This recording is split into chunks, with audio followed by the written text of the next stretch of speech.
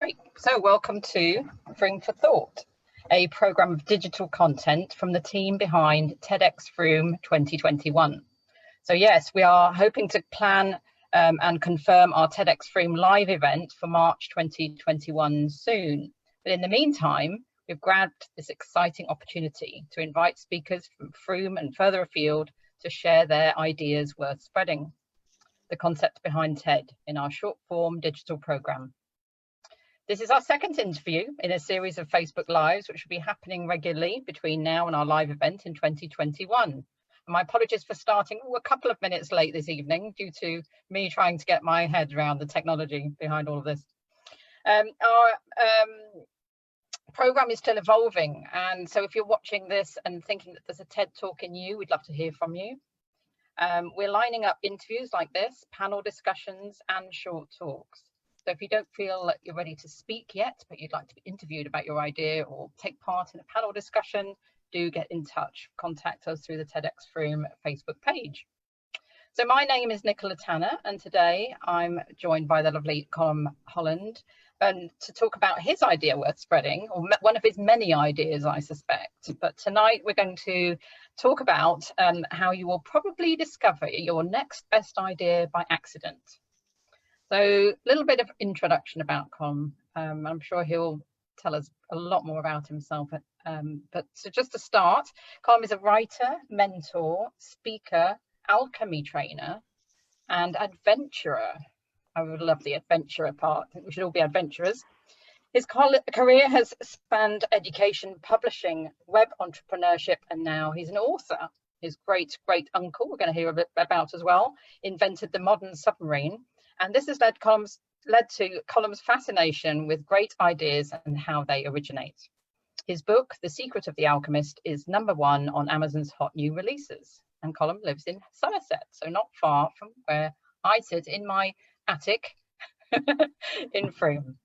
So Colm, can you start by telling us a little bit about your great uncle? Yes, hi Nicola, thanks for having me this evening. He was the inventor of the modern submarine. In fact, you can go and see one of his submarines down at the Portsmouth Submarine Museum. It's called no other than HMS Holland 1. And what's fascinating about his story is that he was actually born in Ireland in the 1800s. And if you know your history, that was a time of severe famine, poverty, disease, certainly on the western side of Ireland. And yet, out of that, even though he was never trained as an engineer, something drove him to want to solve the engineering problems to create a real working submarine. He did train as a high school teacher and a choir master, not particularly essential skills for anybody who wants to build something, but he was obsessed with the mechanical issues. And he invented things like the periscope and the quiet electric engine, inside. And in fact, many of his patents are still used today in the nuclear submarines that are built. But what fascinated me the most was the drive to want to be the first person to solve these problems. And also, where did these amazing ideas come from? Which bit of his brain was capable of inventing this stuff? So yeah, that's where it began. Mm. So yes, so choir master, obviously perfect training for submarine design. Absolutely. Really interesting. Tonic so far. Worth knowing every time, especially if you want to invent something. That's right. Fantastic. And so how did you come to get curious about how ideas, or good ideas, I suppose, originate? So family folklore had it that great uncle John, as his name was, accidentally dropped half a bottle of water in his bath. In fact, when he arrived in New York, the first thing he did was break a leg, literally. And so he was confined to a flat. And it was during that time that most of his real sort of great brainwaves happened. This bottle of water fell into the bath. It was half full. And then, of course, he remembered the Archimedes principle that, things have got positive buoyancy. And he realized that if he increased the amount of air or decreased the amount of air in the bottle by adding water, that he could control the level, the submersible level of the bottle.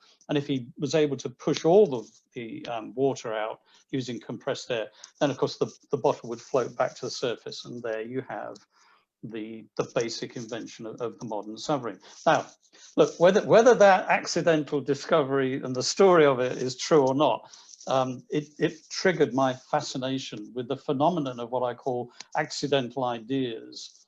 And many of them are ideas that have changed the world, and also the fascination with where do they come from?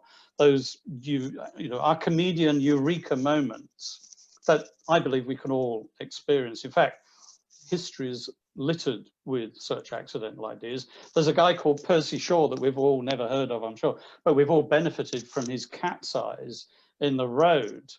So when we're driving, that reflects the light back. Well, again, the story has it that he accidentally discovered that when his headlights hit a cat that was sat by the side of the road, and it enabled him to create the idea of reflective glass, embedded in the road.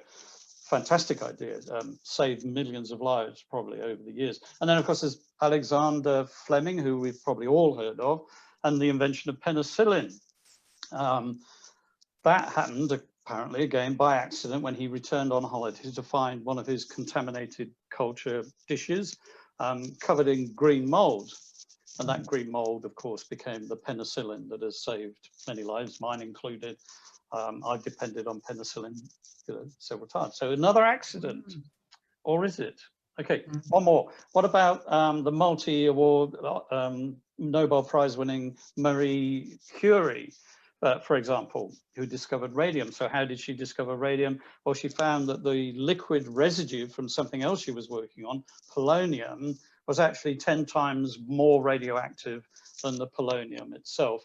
And of course, that's now used as the major ingredient in cancer treatment and has been for decades. So not all accidental ideas apparently are life-saving. Post-it notes, another one, apparently. They're definitely life-saving. Yeah. Life-enhancing. I have some right Well, here we go, even more life-saving. Potato chips. Chocolate chip cookies. Now we're getting down to some serious stuff. And last but not least, cornflakes. Oh yes. Yeah. So if you Google those things, there's a whole string of amusing inventions that have happened by accident. So one of the things that got me even more sort of digging deeper into the phenomenon was I have been a lifelong student of Professor Carl Jung. And when I was researching him for my latest book, The Secret of the Alchemist, I thought again about his theories of the unconscious, because Jung believes that the unconscious is a major part of the working part of the brain, but it's working away consistently without our knowledge. In his theory, it's not only the repository of buried memories, but according to Jung, it's also a connector that somehow connects us with this thing that he called the collective unconscious. And that collective unconscious, he believed, was sort of like a reservoir of creativeness that any one of us can tap into. And whether you subscribe to that hypothesis of his or not, there's no denying that the human brain is a master at problem solving. And what I discovered gradually, certainly as I was writing my book, that any one of us can learn if we're prepared to discipline ourselves to have those accidental moments, if we're prepared to open ourselves to it. So that's interesting, isn't it? This conundrum of sort of, on the one hand, it's accidental, but it's something about creating the prerequisites to this accident, or the conditions or the environment in which this accident might best happen. So yeah, tell us more about that. Okay, I've got 4 conditions. I've narrowed it down. I had 10. I managed to squeeze it down. That's a nice short list. I think, yeah, people like those sorts of numbers, don't they? So there's 10 points in the 4 points, all right. So first of all, it's definitely this unwavering desire to solve a problem, to find the solution to something. Like your great-great-uncle with his desire to... Yeah, and many of us have known this.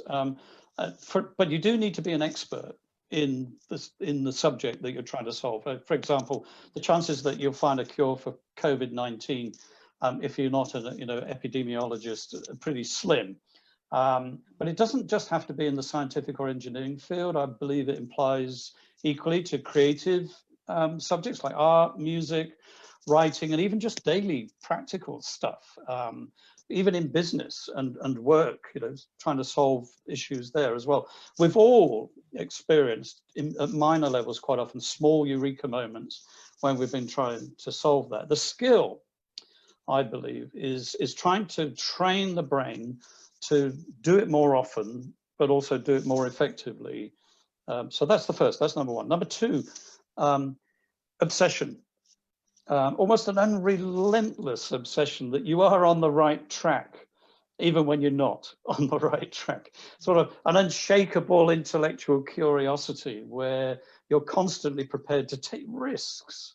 And most of the time, it's a fact, you won't find the solution, and that's fine. So you will need masses of perseverance, and you will get stuff wrong. It just goes with the territory, and I'm sure most of us have had those experiences.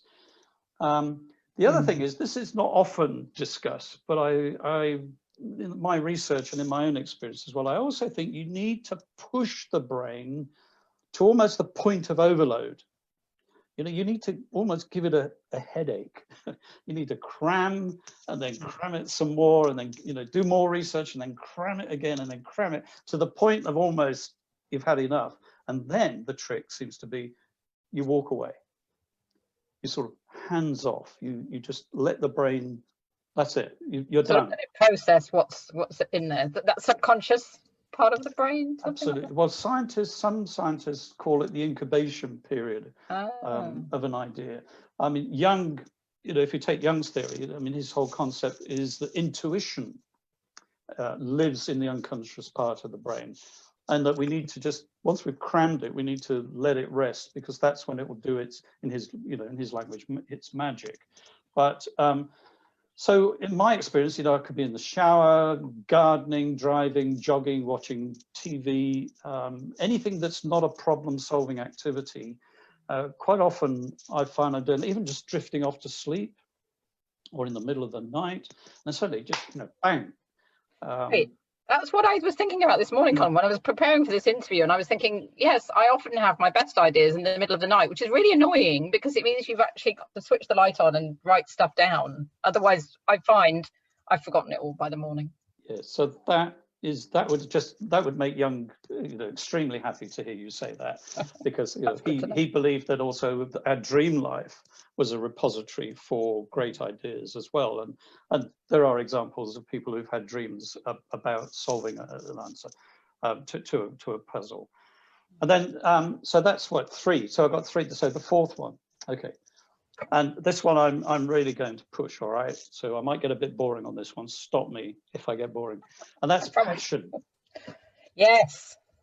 We need passion. And because, my favorite phrase is that without the passion, it won't happen. And I sometimes think, and I may be overcritical here, that in our modern age, we've sort of substituted opinion for passion.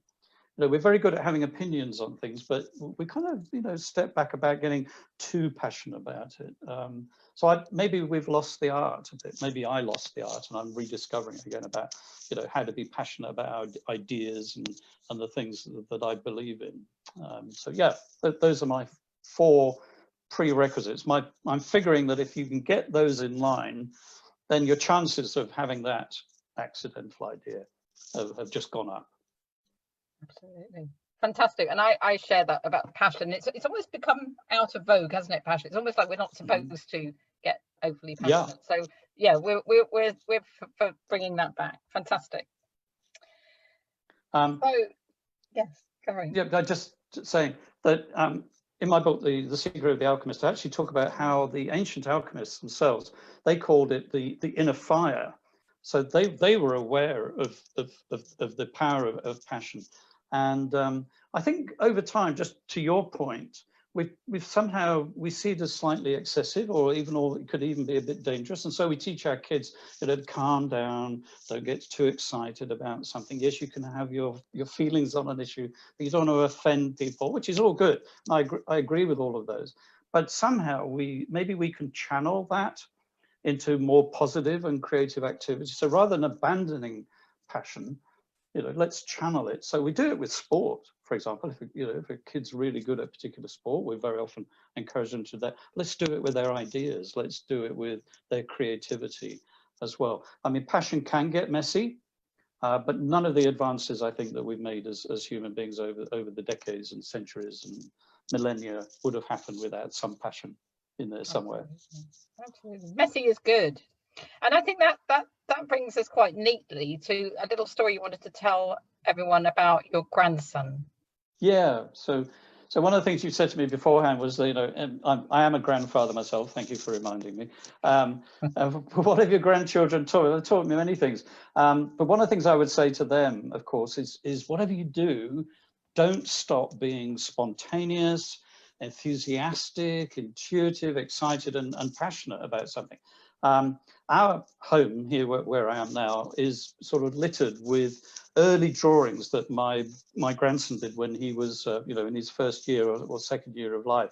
We've kept them up, and quite recently he came into my office and sat there, and on my wall, I'm very fortunate, I've got a John Miro painting, and if you know, and those of you who know art and know John Miro, it's childish like scribble very often.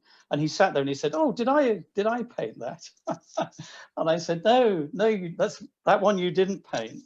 But John Miro would be flattered that you thought that you did, because he spent his life as an adult artist trying to rediscover that childlike, intuitive, creative drive to do. And he would often say, if you read about John Miro, he'd say he'd come home to his apartment in Paris at night, and if he hadn't eaten, he would just lie on the bed and he would start to see patterns on the ceiling and so on, and he would write them down and draw them, and then they would become part of his painting. So yeah, what I guess I'd say to my grandkids is, whatever you do, don't lose those childlike skills. Stay open to the daydreaming capabilities, to seeing meaning in coincidences, for example, because that's the fodder around which we can nurture the accidental great idea, which I hope everybody listening is going to have before too long. I'm sure we've inspired many people to have some excellent ideas. I've also got a question for you before we go as well, Colm. Great. So the question is from Norman, and Norman would like to know your opinion on neuroplasticity. Yes. I don't know what it means, because I'm not sure I do. Norman, we might want to take this offline, because that's a bit, yes is the answer. And the role of dopamine as well, not to be, I wasn't going to go into the brain science of it. I'm not a brain scientist. I've read quite a bit, and Norman sounds like you know quite a bit. But yes, the more active we can keep the brain, and the more we can follow those four principles that I outlined, then the more plasticity we can create. And yes, in fact, you may end up finding that you have a surfeit of great ideas. And one of the tricks will be to narrow down the ones that are useful and the ones that aren't useful, without going too crazy in the process. But yes, Norman, good point. Thanks for that. Turns out it's not Norman at all, and it's Jennifer. So I don't quite know where I got the Norman from. So apologies to Jennifer, and thank you for your excellent question. Great question. Well, I'm going to wrap up. I would love to talk further. I hope that everybody watching, I'm sure, has got some great ideas about how to get great ideas, which is really fantastic for this stage in our Freedom for Thought, because we're just getting started, really. So I hope, Colm, that you'll be back, possibly with a fully fledged talk in future. That'd be wonderful. Thank you so much for joining us. Thank you, Nicola. And please join us, everybody who's watching, next week at the same time, and follow our TEDxFrome Facebook page for regular updates on a revolving programme. We do hope to have a fully planned out programme for August, but we're not quite there yet. We're just finishing that off. So do keep posted on the Facebook page. So thanks again, Colm. Thanks, everyone.